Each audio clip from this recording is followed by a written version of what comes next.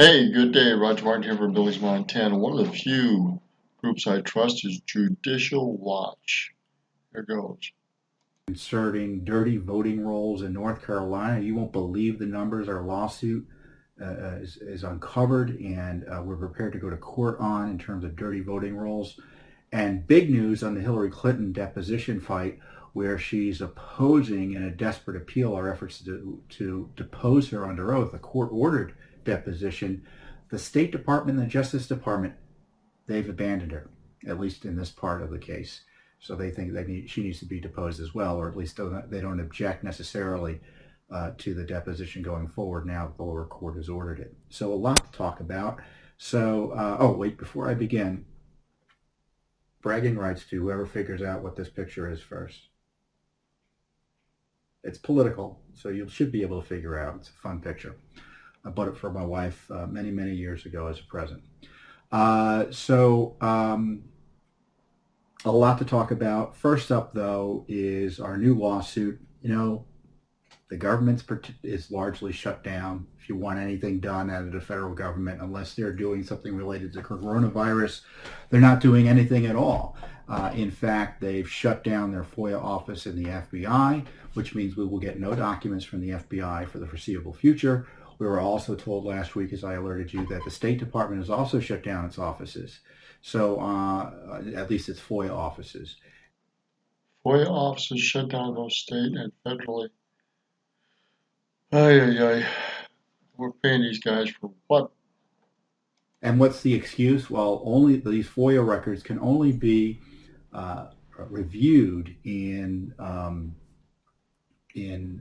secret enclaves, in secret facilities, in secure facilities. So no one can go into work and review them, which doesn't make any sense to me, because being transparent is an essential government function, especially during this time period.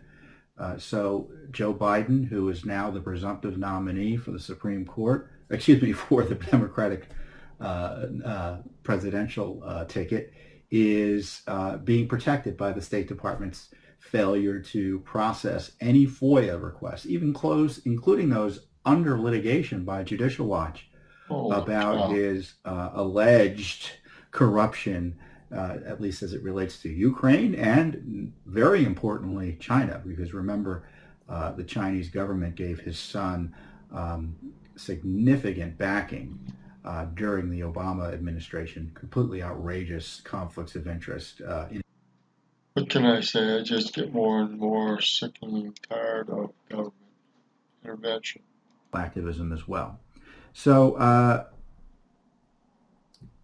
North Carolina was one of 5 states we had warned for having dirty election rolls in this most recent notice set that we had sent out based on this most recent study in 2019. One of 5 states. Let's move on here. This video is over an hour long, hour and 5 minutes to be exact. Dirty voting, these dirty voters as voter fraud, evidence of voter fraud. And I tell you, when you look at 1.5 million names, or 3.5 million, or 2.5 million, whatever the number is, that's a pool from which bad guys can engage in, draw from to engage in voter fraud. It makes sense. So the lawsuit was filed just this week, so it will take a while to litigate. And I say, you know, everything's slow, but this process is getting somewhere. Because this litigation, we began this project, I think, in 2012. And since then, we've set new standards in law and have removed, through litigation and threats of litigation, where we're set to remove millions of people from the rolls who shouldn't be there under law. No one's being deprived of their right to vote. In fact, we're protecting your right to vote because we're making it harder for bad guys to steal votes using zombie voters on these rolls. So I appreciate your support of our work that allows us to file this new lawsuit against North Carolina.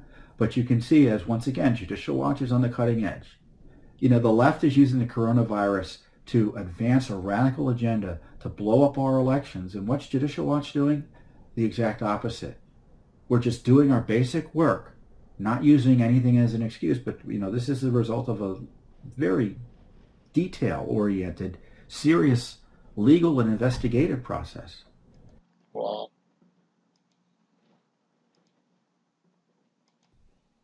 Who maintains the legal position. And in our case, as I said, they opposed discovery. They opposed our questioning Hillary Clinton. In fact, they were working with Hillary Clinton's lawyers just recently. It's pretty clear. Excuse me, I need a little something to drink there. So the big question I had, and the big question we all had, was what was the Justice Department going to do with this mandamus brief? Because it was so obviously out there. Were they going to defend the indefensible? And they didn't. And I encourage you to read the brief because you can see, almost envision, the Justice Department lawyers choking on their own words as they wrote them down. And you'll see an exercise in dishonesty as well.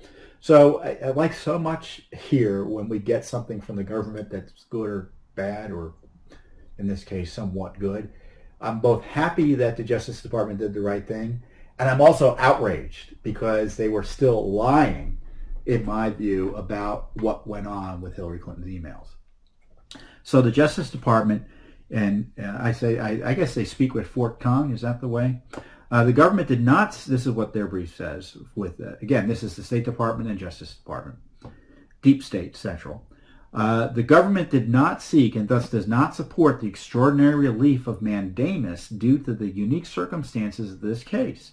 This is the rare situation in which discovery of a former cabinet official, secretary, was not authorized for the impermissible purpose of probing internal government decision-making regarding official policy, but rather to focus on the impact on FOIA compliance of a former official's unusual decision to use a private email server to systematically conduct large volumes of official business. And we wrote, similarly, it's not even clear that Clinton's decision to use a personal email server and the subsequent routing of her emails out of the agency when she left office can be fairly characterized as official action. It was more likely a violation of law. So, the bad side of the Justice Department, State Department's brief was really interesting because it was bad in an interesting way. The Justice Department spent paragraphs defending their own misconduct because the judge in the case accused them of essentially lying to him about the emails.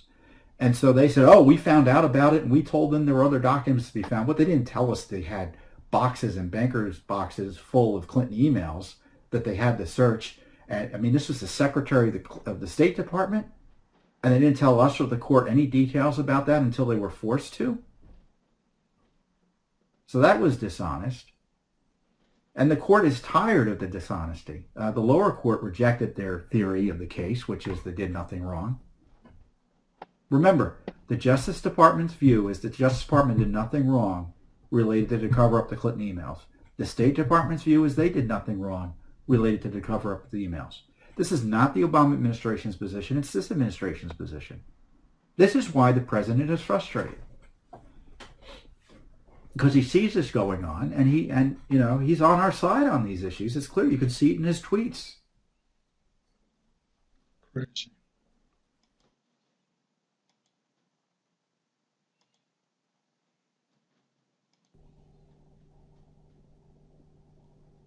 So you got to call the president, you got to call Congress, and you need to try to get the country back open again.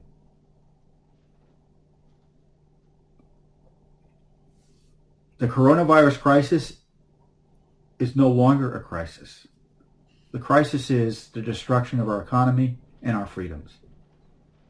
Quote unquote. The destruction of our economy and our freedoms, quote unquote. I'm leaving it there. Unreal. I do need to call Congress, Senate, and the President. And you need to call Congress, Senate, and the President and get our economy going again. Good day.